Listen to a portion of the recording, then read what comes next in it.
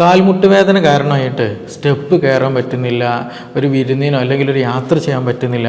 അതുപോലെ തന്നെ ചില ആളുകൾക്ക് ഈവൻ നമ്മുടെ വീട്ടിൽ തന്നെ എന്ത് ചെയ്യുന്നില്ല, ബാത്റൂമിലേക്ക് പോലും നടക്കാൻ പറ്റാത്ത പല പ്രയാസപ്പെടുന്ന ഒരുപാട് പേരുണ്ട്. കാലിൽ നല്ല വേദന ഉണ്ടായിരിക്കും, നീർക്കെട്ടുണ്ടായിരിക്കും, അതിന് വേണ്ടിയിട്ട് പല മെഡിസിൻസ് ഉപയോഗിക്കുന്നുണ്ടായിരിക്കും, തൈലങ്ങളായിട്ടും ചൂട് പിടിക്കലും അങ്ങനെ പലതരത്തിലുള്ള ട്രീറ്റ്മെൻറ്റുകളൊക്കെ എടുത്ത ആളുകളൊക്കെ ഉണ്ടായിരിക്കും. അപ്പോൾ ഇന്ന് നമ്മൾ ഡിസ്കസ് ചെയ്യാൻ പോകുന്നത് നമ്മുടെ വീട്ടിൽ, നമ്മുടെ ചുറ്റുവട്ടത്ത്, നമ്മുടെ പറമ്പിലൊക്കെ കാണുന്ന രണ്ട് തരത്തിലുള്ള ഇലകളുണ്ട്. ഈ ഇലകൾ നമ്മൾ നല്ല രീതിയിൽ ഉപയോഗിക്കുകയാണെങ്കിൽ നമ്മുടെ കാലിലുള്ള നീര് വലിയാനും വേദന കുറയാനൊക്കെ എന്ത് ചെയ്യും, നല്ല രീതിയിൽ ഹെൽപ്ഫുള്ളായിട്ടുള്ളൊരു കാര്യമാണ്. അപ്പോൾ ഇന്ന് നമ്മൾ ഡിസ്കസ് ചെയ്യാൻ പോകുന്ന പ്രധാന വിഷയം വേറെ ഒന്നുമല്ല, ഈ രണ്ട് ഇലകളെ പറ്റിയിട്ടാണ്. അപ്പോൾ ഈ കാൽമുട്ട് വേദന ഇതെങ്ങനെ മാറ്റാൻ സഹായിക്കുന്നു, ഇതെങ്ങനെ നമുക്ക് ഉപയോഗിക്കാൻ പറ്റും, എല്ലാവർക്കും ഉപയോഗിക്കാൻ പറ്റുമോ, ഇത് എത്ര കാലം ഉപയോഗിക്കണം തുടങ്ങിയ വിശദമായിട്ടുള്ള കാര്യങ്ങളാണ് ഇന്ന് ഡിസ്കസ് ചെയ്യാൻ പോകുന്നത്. എൻ്റെ പേര് doctor Siraj, medical officer, QNB health care, Koduvally.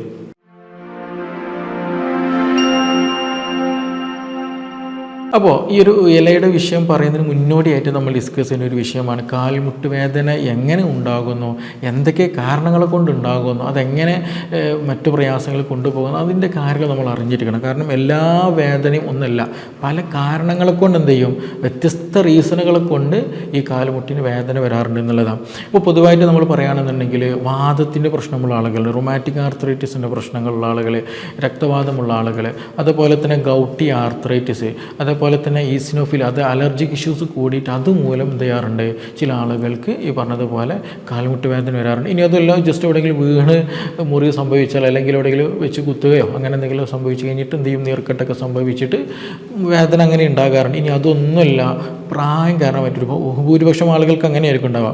ഈ പ്രായം കാരണമായിട്ട് എന്ത് ചെയ്യും, ഈ പറഞ്ഞതുപോലെ കാൽമുട്ട് വേദന വരും എന്നുള്ളതാണ്. അതായത് പ്രത്യേകിച്ച് എടുത്ത് പറയുകയാണെന്നുണ്ടെങ്കിൽ തടി കൂടിയ ആളുകളുടെ അടുത്ത് നോക്കാം. ഈ ഒരു തടി കൂടിയ സമയത്ത് വലിയ പ്രശ്നങ്ങളൊന്നും ഉണ്ടാവില്ല. ഒരു 5-6-10 വർഷമൊക്കെ ഇനി അതുമല്ല ഒരു 45-50 വയസ്സൊക്കെ ആകുന്ന സമയത്തായിരിക്കും പലപ്പോഴും നമുക്ക് കാലിൽ വേദന അനുഭവപ്പെടുക. അപ്പോൾ നമ്മൾ രാവിലെ എഴുന്നേൽക്കുന്ന സമയത്തൊക്കെ ഒരു സ്റ്റിഫ്നെസ് ചിലപ്പോൾ ചില ആളുകൾക്ക് ഫോം ചെയ്യും. അതായത് ഒന്ന് ഇരുന്നിട്ട് എണീക്കാനൊരു പ്രയാസം, അല്ലെങ്കിൽ കിടന്നെടുത്ത് എണീക്കാനൊരു പ്രയാസം, മുട്ടിനൊരു സ്റ്റിഫ്നെസ് പോലെ അനുഭവപ്പെടുക, അതുപോലെ തന്നെ ടോയ്ലറ്റിലിരിക്കാൻ പ്രയാസപ്പെടുക, സ്റ്റെപ്പ് കയറുന്ന സമയത്ത് പ്രയാസം, വേദന കൂടുക. ചില ആളുകളെ സംബന്ധിച്ചെന്ന് വെച്ചിട്ടുണ്ടെങ്കിൽ സ്റ്റെപ്പ് കയറുമ്പോൾ പ്രശ്നം ഉണ്ടായിരിക്കില്ല, ഇറങ്ങുന്ന സമയത്തായിരിക്കും ബുദ്ധിമുട്ട് വരിക എന്നുള്ളതാണ്. അപ്പോൾ ഇതൊക്കെ എല്ലാം വെച്ച് നോക്കുന്ന സമയത്താണെന്നുണ്ടെങ്കിൽ പല പൊസിഷനുകളിൽ പ്രശ്നങ്ങൾ വരും എന്നുള്ളതാണ്. ചിലപ്പോൾ ഈ ഒരു പ്രശ്നം എന്തായിരിക്കും, നമ്മുടെ കാൽമുട്ടിലുണ്ടാകുന്ന മസിലുകളായിരിക്കും. നമുക്കൊരു ധാരണയുണ്ട്, ഈ ഒരു കാൽമുട്ട് വേദന വന്നു കഴിഞ്ഞാൽ എല്ലിനാണ് പ്രശ്നം, അല്ലെങ്കിൽ എല്ല് തേയ്മാനാണ്. അങ്ങനെയാണല്ലോ, ഡോക്ടറെ അടുത്ത് പോയിട്ടുണ്ടെങ്കിൽ അല്ലെങ്കിൽ നമ്മുടെ തൊട്ടടുത്ത ആളുകൾ അറിയുന്ന ആരെങ്കിലൊക്കെ ഉണ്ടെങ്കിൽ അവർ പറയും അത് എല്ല് തേഞ്ഞിക്കുന്നു, എല്ല് തേയ്മാനാണ്, ഇനി കാൽസ്യത്തിന് ഗുളിക കുടിച്ചാൽ മതി, അല്ലെങ്കിൽ അങ്ങനെ ചെയ്താന്ന് പറയും. അപ്പോൾ ഈ എല്ല് തേയ്മാനെന്ന് പറയുമ്പോൾ തന്നെ നമ്മൾ ആ കൺഫ്യൂഷനാണ്. കാരണം എല്ലൊക്കെ തേഞ്ഞു പോയി, ഇനി ഇത് റിവേഴ്സിബിൾ അല്ല, ഇനി കുടുങ്ങി, ഇനി എനിക്ക് നടക്കാൻ പറ്റില്ല, സ്റ്റെപ്പ് കയറാൻ പറ്റില്ല എന്നുള്ള രീതിയിൽ ആളുകൾ ഡൗൺ ആയി പോകാറുണ്ട് എന്നുള്ളതാണ്. പല കേസുകൾ എൻ്റെ അടുത്ത് വരാറുണ്ട്, ഡോക്ടറെ എനിക്ക് എല്ല് തേയ്മാനാണ്, ഇങ്ങനെയൊക്കെ പ്രശ്നങ്ങളും കാര്യങ്ങളൊക്കെ ഉണ്ട്, ഞാനിപ്പോൾ നടക്കാറില്ല, ഞാനിപ്പോൾ എക്സസൈസ് ചെയ്യാറില്ല, കാരണം ഇതൊക്കെ ചെയ്ത് കഴിഞ്ഞ് തേഞ്ഞു പോകുക എന്നുള്ള ധാരണയാണ്. പക്ഷേ ഇതേ പേഷ്യൻ്റ് ഒരു പ്രശ്നമില്ലാതെ ബസ്സിലും ഓട്ടോയിലും സ്റ്റെപ്പൊക്കെ കയറി ഇറങ്ങിയിട്ടായിരിക്കും എൻ്റെ അടുത്ത് വന്നിട്ടുണ്ടാകുക എന്നുള്ളതാണ്. അപ്പോൾ ഈ കേസിൽ നമ്മൾ ശ്രദ്ധിക്കേണ്ടത്, നമ്മുടെയൊക്കെ കാൽമുട്ടിന് വേദന വന്നു എന്ന് കഴിഞ്ഞിട്ടുണ്ടെങ്കിൽ അത് എല്ലതും എല്ലിൻ്റെ ഒരു പ്രശ്നമായിട്ട് മാത്രം അല്ല.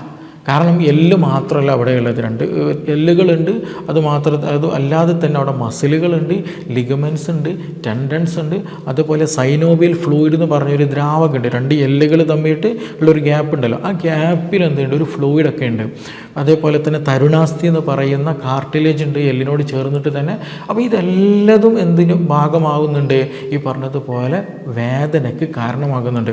ചിലപ്പോൾ മസിലുകളിലാണ് പ്രശ്നം ഉണ്ടാകുക. ഞാൻ നേരത്തെ പറഞ്ഞില്ല, ചില ആളുകൾക്ക് സ്റ്റെപ്പ് ഇറങ്ങാനായിരിക്കും പ്രയാസമാണ്. കാരണം ഇതെന്താണ്, അവർക്കൊരു ബ്രേക്ക് കിട്ടില്ല എന്നുള്ളത്. ആക്ച്വലി നമ്മൾ ഇറങ്ങുന്ന സമയത്ത് ഒരു സഡൻ ബ്രേക്ക് കിട്ടില്ല, ഒരു ബലം കിട്ടില്ല എന്നുള്ളതാണ്. അതിന് ആക്ച്വലി റീസൺ ഏതാണെന്ന് ചോദിക്കുകയാണെന്നുണ്ടെങ്കിൽ മസിലുകളിലായിരിക്കും കൂടുതൽ പ്രശ്നം ഉണ്ടാവുക എന്നുള്ളതാണ്. ഇപ്പോൾ ഞാൻ നേരത്തെ പറഞ്ഞതുപോലെ പേഷ്യൻസ് എൻ്റെ അടുത്ത് വരും.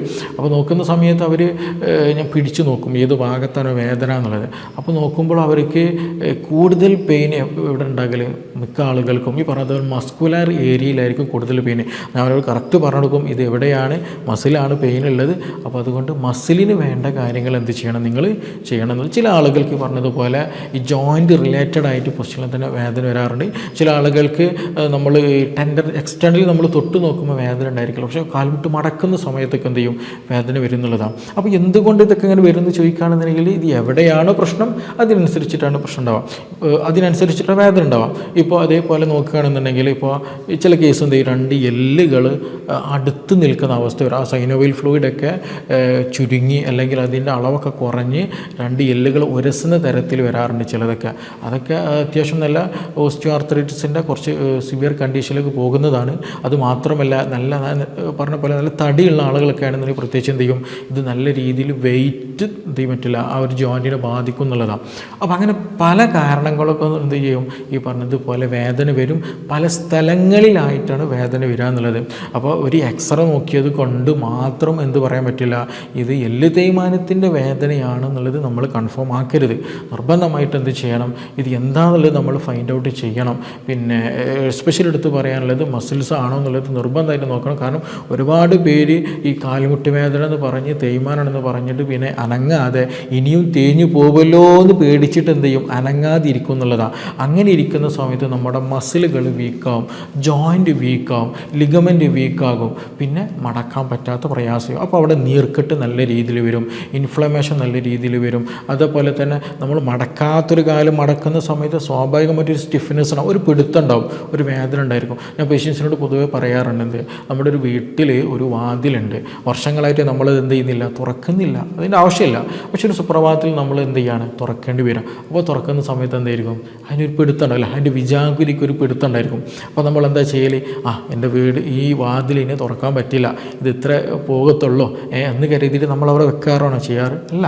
നമ്മളെന്ത് ചെയ്യും, നമ്മളൊരു ഗ്രീസോ അല്ലെങ്കിൽ ഓയിലോ എന്തെങ്കിലും വിജാഗിരിക്ക് അപ്ലൈ ചെയ്തിട്ട് ചെറിയ രൂപത്തിൽ അത് മൂവ്മെൻറ്റ് കൂട്ടി അതിൻ്റെ ആ ഒരു പ്രശ്നങ്ങളൊക്കെ മാറ്റിയിട്ട് എന്ത് ചെയ്യും, നല്ല സ്മൂത്തായിട്ട് നമ്മൾ ഓപ്പൺ ആക്കും എന്നുള്ളതാണ്. അപ്പോൾ അതേപോലെ തന്നെ അതിൻ്റെ ഒരു സിസ്റ്റം തന്നെ ആക്ച്വലി ചില കണ്ടീഷനുകളിൽ നമ്മൾ എന്ത് ചെയ്യേണ്ടതുണ്ട്, ഈ പറഞ്ഞതുപോലെ നമ്മുടെ കാൽമുട്ടിന് പരിഗണന കൊടുക്കേണ്ടതുണ്ട്.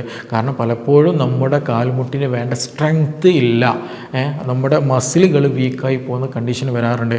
അതുമൂലം കാല് തെന്നിപ്പോകുന്ന പോലെ അനുഭവപ്പെടുക, മസിലുകളിൽ നീർക്കെട്ട് വരിക, കാല് മടക്കുമ്പോൾ വേദന വരിക, ബലമില്ലാത്ത അവസ്ഥ വരിക, അങ്ങനെ മസ്കുലർ റിലേറ്റഡ് ആയിട്ടുള്ള പല പ്രശ്നങ്ങളും ആളുകളിൽ കണ്ടുവരാറുണ്ട് എന്നുള്ളതാണ്. ഞാൻ ഇത്രയും ഇങ്ങനെ വിഷയങ്ങൾ എടുത്തു പറയാനൊരു കാരണം എന്താണെന്ന് ചോദിക്കുകയാണെന്നുണ്ടെങ്കിൽ, നിങ്ങൾക്ക് എല്ലിന് പ്രശ്നമുണ്ട് എന്ന് കരുതിയിട്ട് എന്ത് ചെയ്യരുത്, കംപ്ലീറ്റ്ലി നിങ്ങൾ എന്ത് ചെയ്യാൻ പാടില്ല, ഇരിക്കരുത്, അല്ലെങ്കിൽ അങ്ങനെ തീരെ എക്സസൈസ് ഒന്നും ചെയ്യാത്ത അല്ലെങ്കിൽ മൂവ്മെൻറ്റ് ഇല്ലാത്തൊരവസ്ഥയിലായി പോകരുത്. കാരണം നിങ്ങൾ ഒരു കാലത്ത് എങ്ങനെയെങ്കിലും നടന്നിരുന്ന മൂവ്മെൻറ്റ് കിട്ടിയിരുന്ന ആളുകളായിരിക്കും, വേദന ഉണ്ടായിരുന്നെങ്കിലും ചില സമയത്ത് മൂവ്മെൻറ്റ് അവനവൻ്റെ കാര്യങ്ങളൊക്കെ ചെയ്ത ആളുകളായിരിക്കും. പക്ഷേ നിങ്ങൾ ആ മൂവ്മെൻറ്റ് കുറച്ച് കഴിഞ്ഞാൽ, തീരെ നടക്കാതെ കഴിഞ്ഞാൽ ഈ മസിലുകൾ വീക്കായി പോകുന്ന അവസ്ഥ വരും. അപ്പോൾ എന്ത് ചെയ്യണമെന്ന് വെച്ചിട്ടുണ്ടെങ്കിൽ, അങ്ങനെയുള്ള സന്ദർഭങ്ങളിൽ നമ്മുടെ കാൽമുട്ടിൻ്റെ അവസ്ഥക്കനുസരിച്ച്, നമ്മുടെ രോഗത്തിൻ്റെ തീവ്രത അനുസരിച്ചിട്ട്, നമ്മുടെ ആരോഗ്യത്തിനനുസരിച്ചിട്ട് എന്ത് ചെയ്യണം, നമ്മൾ എക്സസൈസുകൾ ചെയ്യാനും പരമാവധി ശ്രദ്ധിക്കണം. ഇതിൻ്റെ കൂടെ തന്നെ നമ്മൾ എക്സസൈസിൻ്റെ കൂടെ തന്നെ നമ്മൾ ശ്രദ്ധിക്കേണ്ട മറ്റൊരു ഘടകം, പല ആളുകൾ വിട്ടുപോകുന്നൊരു സംഗതിയുണ്ട്. ഏതാണെന്നറിയോ, ഭക്ഷണം പ്രോപ്പറായിട്ട് കഴിക്കില്ല എന്നുള്ളതാണ്. കാരണം വേറെ ഒന്നുമില്ല, ഞാൻ ഈ പറഞ്ഞതുപോലെ മസിൽ വീക്കായി പോയി കഴിഞ്ഞാൽ നല്ല സ്റ്റിഫ്നെസ് ഉണ്ടായിരിക്കും, അല്ലെങ്കിൽ നല്ല ഒരു സ്ട്രെങ്ത്ത് ഉണ്ടായിരിക്കില്ല, നമുക്കതിനെ ഈ പേഷ്യൻസിന് പേടി അനുഭവപ്പെടും, ബലം കിട്ടാത്ത പോലെയൊക്കെ അനുഭവപ്പെടുന്നതാണ്. അപ്പോൾ അങ്ങനെയുള്ള കണ്ടീഷനുകൾ നമുക്ക് പ്രോട്ടീൻ വളരെ വളരെ ഇമ്പോർട്ടൻ്റാണ്. പ്രോട്ടീൻ എന്ത് ചെയ്യണം, നമ്മൾ ഭക്ഷണത്തിൽ ഉൾപ്പെടുത്തും. മറ്റ് അസുഖങ്ങളില്ല, നിങ്ങൾക്ക് ക്രിയാറ്റിൻ കൂടുന്നില്ല, അല്ലെങ്കിൽ മറ്റ് കിഡ്നി അസുഖങ്ങളില്ല, അല്ലെങ്കിൽ വേറെ ഒന്നും ക്രോണിക്കായിട്ട് പ്രശ്നങ്ങളൊന്നും ഇല്ല എന്നുണ്ടെങ്കിൽ നിങ്ങൾ നിർബന്ധമായിട്ടും ആവശ്യത്തിനുള്ള എന്ത് കഴിക്കണം, പ്രോട്ടീൻ കഴിക്കണം. ഇറച്ചിയും മീനും അതേപോലെ തന്നെ മുട്ടയും ഒക്കെ എന്ത് വെച്ചാൽ നമ്മൾ പയറുവർഗ്ഗങ്ങൾ ഒക്കെ എന്ത് ചെയ്യുക, ഭക്ഷണത്തിൽ ഉൾപ്പെടുത്തണം. കാരണം ഈ നമുക്കൊരു 30 വയസ്സ് കഴിഞ്ഞാൽ തന്നെ എന്ത് ചെയ്യും, നമ്മുടെ പ്രോട്ടീൻ്റെ അളവ് മസിലുകൾ ലോസിങ് നല്ല രീതിയിൽ എല്ലാ ആളുകളിൽ കണ്ടുവരും. അപ്പോൾ അത് ഗെയിൻ ചെയ്യുക, അത് പ്രോപ്പറായിട്ട് മെയിൻറ്റെയിൻ ചെയ്യൽ വളരെ ഇമ്പോർട്ടൻ്റാണ്. അപ്പോൾ അതുകൊണ്ട് തന്നെ നമ്മൾ എന്ത് ചെയ്യണമെന്നുണ്ട്, ഭക്ഷണത്തിൽ പ്രോട്ടീൻസ് നിർബന്ധമായിട്ട് ഉൾപ്പെടുത്തുക. കൂടാതെ നമ്മൾ എന്ത് ചെയ്യണം, എക്സസൈസുകൾ ചെയ്യുക. അതിൻ്റെ കൂടെ തന്നെ എന്ത് ചെയ്യണം, നമ്മൾ ഫൈബേഴ്സ് ഇറങ്ങിയിട്ടുള്ളതും അതേപോലെ കാര്യങ്ങൾ എന്ത് ചെയ്യണം, ഉൾപ്പെടുത്തണം. നല്ല വെള്ളം കുടിക്കലൊക്കെ ഇമ്പോർട്ടൻ്റ് ആണെന്നുള്ളതാണ്. അപ്പോൾ പൊതുവേ നമ്മുടെ കാലുമുട്ടുകൾ വേദന, ഇപ്പോൾ ഓസ്റ്റിയോആർത്രൈറ്റിസ് ഉള്ള ആളുകളുണ്ടായിരിക്കും. ഈ പ്രായം ചെന്ന് കഴിഞ്ഞിട്ടുണ്ടെങ്കിൽ എന്ത് ചെയ്യും, നമ്മുടെ ഒരു ഈ മുട്ടിന് ചില ആളുകൾക്ക് എല്ലിന് ഷേപ്പിലൊക്കെ മാറ്റം ഉണ്ടായിരിക്കും. അതേപോലെ തന്നെ പൊസിഷനിൽ മാറ്റം ഉണ്ടാകാറുണ്ട്. നമ്മുടെ നടത്തത്തിൻ്റെ സ്റ്റൈലിൽ മാറ്റം വരാറുണ്ട്. അങ്ങനെ പലതരത്തിലും എന്ത് ചെയ്യും, ഏജിങ്ങിൽ സംബന്ധിച്ചിട്ട് എന്ത് ചെയ്യും, ജോയിൻറ്റുകളിൽ മാറ്റം കാണാറുണ്ട് എന്നുള്ളതാണ്. അപ്പോൾ പൊതുവായിട്ട് അവിടെ ഒരു ഇൻഫ്ലമേഷൻ കാരണമായിട്ട് മിക്ക ആളുകൾക്കും വേദന വരാറുണ്ട് എന്നുള്ളതാണ്. ഒന്നെങ്കിൽ ജോയിൻറ്റിലായിരിക്കും, അല്ലെങ്കിൽ ജോയിൻറ്റിന് അസോസിയേറ്റഡ് ആയിട്ടുള്ള മസിലുകളിലൊക്കെ എന്ത് ചെയ്യും, വേദന വരും എന്നുള്ളതാണ്. അപ്പോൾ അങ്ങനെയുള്ള സന്ദർഭങ്ങളിലാണ് ആക്ച്വലി നമുക്ക് എന്ത് ചെയ്യാൻ പറ്റില്ല, ഈ പറഞ്ഞതുപോലെ ഞാൻ നേരത്തെ പറഞ്ഞ 2 ഇലകൾ നമ്മളെ നന്നായിട്ട് സഹായിക്കും എന്നുള്ളത്, ഇലകൾ ഉപകാരപ്പെടാന്നുള്ളത്. അപ്പോൾ നിങ്ങൾക്ക് നല്ലൊരു ഗൗട്ടി ആർത്രൈറ്റിസ് ഉണ്ടെന്ന് കരുതുക. അതായത് നിങ്ങൾക്ക് യൂറിക് ആസിഡ് കൂടിയിട്ടുള്ള വേദനയുള്ള ആളുകളുണ്ടായിരിക്കും, അല്ലെങ്കിൽ നിങ്ങൾക്ക് റൊമാറ്റിക് ആർത്രൈറ്റിസിൻ്റെ പ്രശ്നമുള്ള ആളുകളുണ്ടായിരിക്കും. അങ്ങനെ മറ്റെന്തെങ്കിലും സ്പെസിഫിക് ആയിട്ട് എന്തെങ്കിലും ക്രോണിക് ആയിട്ടുള്ള അസുഖമുള്ള ആളുകളാണെന്നുണ്ടെങ്കിൽ നിങ്ങൾ എന്ത് ചെയ്യണം, അതിനനുസരിച്ചുള്ള ട്രീറ്റ്മെൻറ്റ് എടുക്കണം എന്നുള്ളതാണ്. അല്ലാതെ പ്രത്യേകിച്ച് കാരണമൊന്നുമില്ല, ഇടയ്ക്ക് കാലം നല്ല നീര് വരുന്നുണ്ട്, നടക്കാൻ പ്രയാസമുണ്ട്, ഇറങ്ങാൻ പ്രയാസമുണ്ട്, സ്റ്റെപ്പ് കയറാൻ പ്രയാസമുണ്ട്, ഒരു പിടുത്തം വരുന്നുണ്ട്, ഇങ്ങനെയൊക്കെ വരുന്നുണ്ട് എന്നുണ്ടെങ്കിൽ എന്ത് ചെയ്യണം, ഈ പറഞ്ഞ ട്രീറ്റ്മെൻറ്റ് നിങ്ങൾക്ക് എടുക്കാൻ പറ്റും എന്നുള്ളതാണ്. ഞാൻ വീണ്ടും പറയണം, ഇത് മറ്റു പ്രശ്നങ്ങളോ കാര്യങ്ങളോ ഒന്നും ഇല്ല എന്നുണ്ടെങ്കിലാണ് ഇതെടുക്കേണ്ടത് എന്നുള്ളതാണ്. അപ്പോൾ അതിന് വേണ്ടിയിട്ട് നമ്മുടെ വീട്ടിൽ തന്നെ ഉള്ള ഈ എരുക്കിൻ്റെ ഇല ഉണ്ടായിരിക്കുമല്ലോ, ഈ എരുക്കിൻ്റെ ഇല നല്ല ഫ്രഷ് ആയിട്ടുള്ള ഒരു ഇല എന്ത് ചെയ്യുക, എടുക്കുക എന്നുള്ളതാണ്.